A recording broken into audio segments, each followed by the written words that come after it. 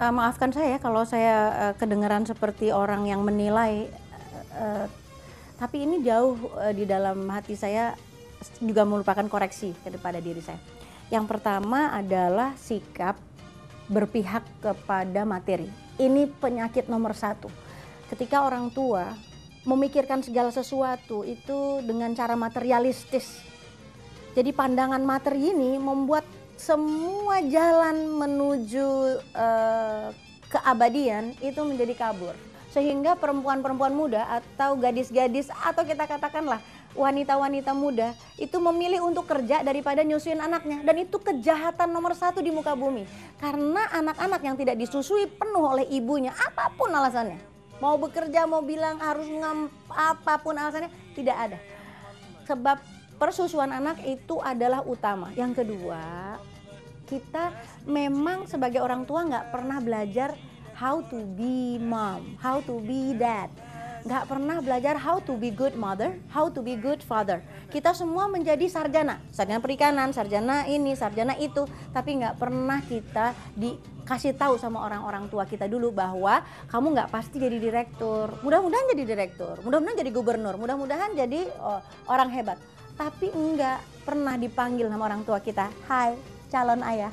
Nggak pernah ibu bapak kita bilang, hai calon ibu pada usia kita. Hanya sekitar 13-14 tahun saja. Pada saat peralihan itu kita sudah harus mulai masukkan inisiasi ya bahwa engkau akan jadi ibu jadi ayah. Jadi kita adalah satu generasi ya yang berjenjang yang abai terhadap fungsi keayahan dan keibuan. Itu adalah yang faktor yang kedua. Yang ketiga, ada faktor utama lagi yaitu adanya intervensi dari dunia luar yang memang menginginkan kelumpuhan pada diri kita, yaitu sebuah konstelasi besar, konstelasi global yang membuat kita kita menjadi mementingkan hal yang tidak penting dan tidak menjadikan tidak penting hal-hal yang penting gitu. Riset kami menunjukkan ternyata betul para orang tua, terutama pasangan muda sekarang ini yang punya anak SD sampai SMP itu ternyata betul-betul tidak siap menjadi orang tua.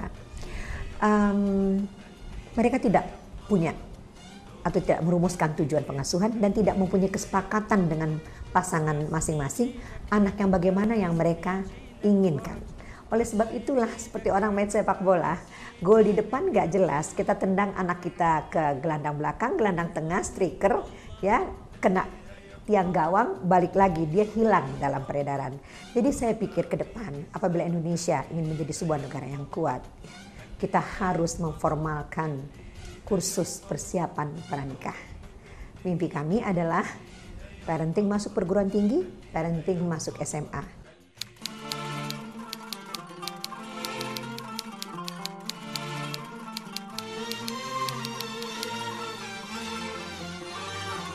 Sejak dulu saya adalah pemimpi berat. Ketika orang masih melecehkan sinetron, saya katakan suatu hari semua artis akan seperti saya main di sinetron dan itu menjadi kebanggaan. Pada hari itu sinetron sangat dilecehkan ya. Sekarang saya ingin mengatakan bahwa mimpi saya yang terbesar adalah semua universitas di negeri ini mau membuat sebuah cara memotong jalan sedikit kepada semua mahasiswa. Ingatkan kepada mereka bahwa mereka kelak akan menjadi ibu dan akan menjadi ayah dan bekali. Saya hanya minta kepada setiap rektor dan setiap universitas untuk memikirkan hal ini secara serius. Kita akan memiliki generasi baru dari kalangan mahasiswa dan terdidik yang jumlahnya juga hanya sekitar 0,5%, tetapi bisa menjadi trendsetter bagi lahirnya orang tua baru yang engah, yang melek terhadap pengasuhan dan kelak mereka akan menjadi ibu-ibu dan ayah-ayah yang hebat yang dimiliki oleh negeri ini, dan itu berarti kita dapat menghasilkan generasi yang jauh lebih baik.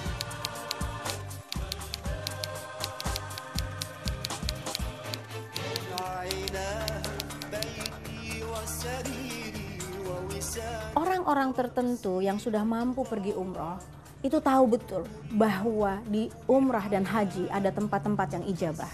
Saya berharap semua jamaah yang pernah ikut bukan hanya menjalankan ritual umrah haji ya cuma 4, mikot, kemudian tawaf, sa'i dan tahallul. Memang cuma 4. Nah ini sudah sah. Tetapi ibarat tulang maka saya isi dagingnya itu dengan parenting. Bagaimana ketika pulang, ya di bis di antara Mekah Madinah misalnya, saya selalu mengadakan perenungan bagaimana mereka mendidik anak-anak mereka. Banyak yang menangis. Kemudian saya mencoba untuk mendekatkan antara keluarga kalau mereka bersama pergi, saya coba inisiasi dengan satu komunikasi yang lebih baik. Misalnya ibunya terlalu cerewet, kemudian saya beri kesempatan saya untuk bicara kepada anaknya, ibunya melihat begini caranya, lalu ibunya meniru. Dia bilang, begitu ya, cuma sesederhana itu ya ternyata. Iya, komunikasi, Masya Allah. Nah jadi saya kepingin mereka bisa menjadi agent of change. Paling tidak, saya katakan pulang, kita tidak pernah lagi berkata buruk kepada anak kita. Nggak pernah lagi berkata kecuali kita berkata yang positif. Jalankan apa yang Nabi lakukan dan tinggalkan apa yang Nabi tinggalkan. Itu sangat mudah karena contohnya jauh lebih mudah untuk ditiru.